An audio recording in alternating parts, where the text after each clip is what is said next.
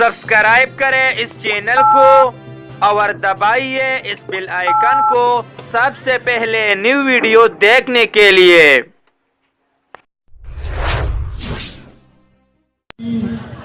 منګ د پاره دا ډیره یو تور ورځ ده چې زمونږ په یو دریو مظلومانو باندې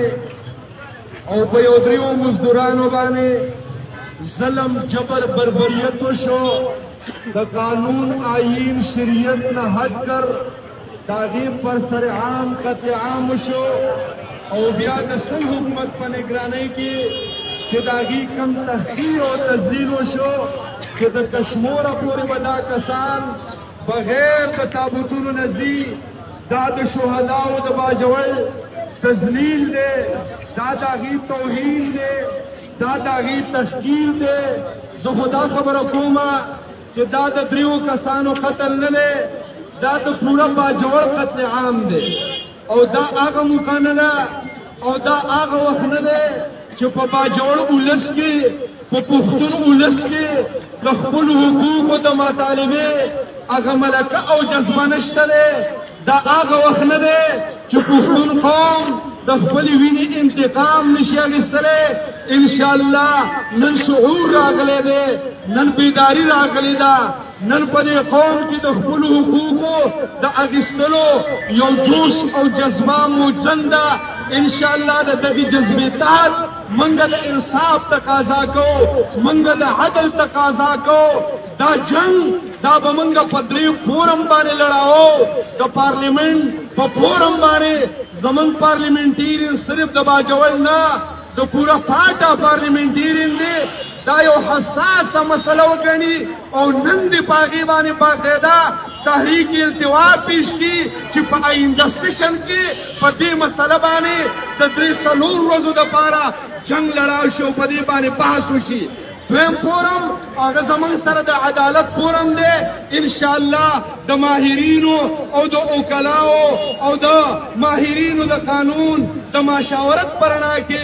په دې مظلومیت باندې او د دې ظلم او د دې جبر نه ډکه سنحه باندې انشاءالله موږ د سپریم کورټ دروازه هم ټکو. او زمونږ سره دریم فورم هغه د عوامي احتجاج دی، د درنو دی، د مظاهرو دی. څنګه چې زمونږ د ملګرو انتهایی اجلس کې د دغې درنې اهتمام کړی دی، زه دې شکرګزار یم.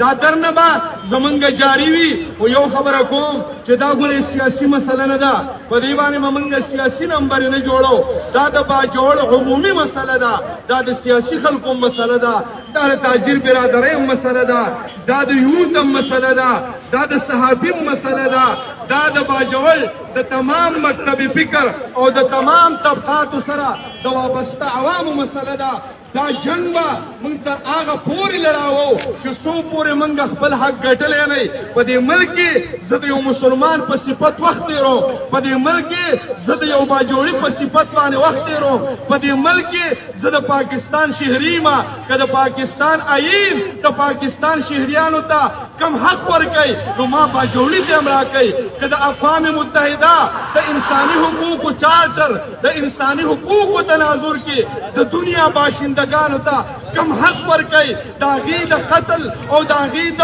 باندې د ظلم او د بربریت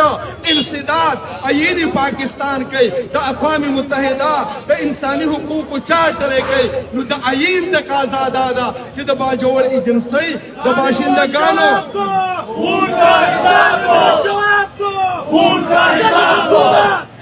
سن حکومت مرداباد، سن حکومت مرداباد، سن حکومت مرداباد. جواب دو. منګ آخري خبره واضحه کو، سن حکومت کم توهین او تذلیل شروع کړی دی، د هغې موږ د سن حکومت نه تپوس کوو. زمونږ چې کم شهدا شوي دي، اگر چې زما د ورور ویل شهدا به ورته نه وي، خو زه ملا یم، یو سړی ته شهید شهید خو به ورته وایم، او چې شهید نه نو بیا به جنګ نشم کولی، ځکه بیا خو په حق وچلی دی. دا شهید ورته ځکه وایم چې په ناروا یې وچلی دی. نو لہذا زه دغه شهیدان چې چا هم کړي دي د سن حکومت ته فوراً قاتلان گرفتار کی،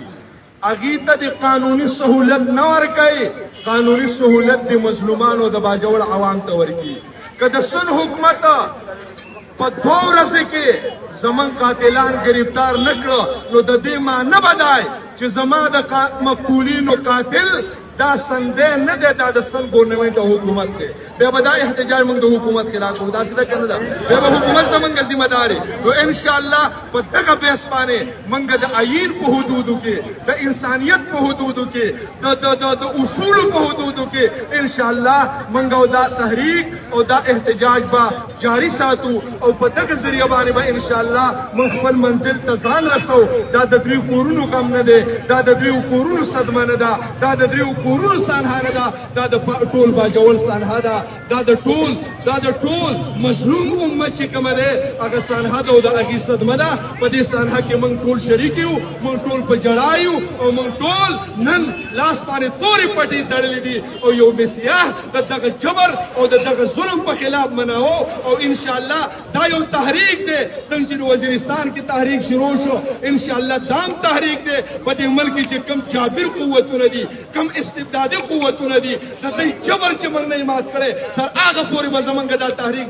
جاری وي او په دې ملک کې چې د جبر او ظلم نه مات کړي مظلوم او غریب په دې ملک وخت نشي تیرولی نو د جبر زنجیرونه به ماتو که نه به ماتو هله به موږ پاکستان کې عوامو ته او غریب ته د اوسېدلو حق ورکو وما علینا الا البلاغ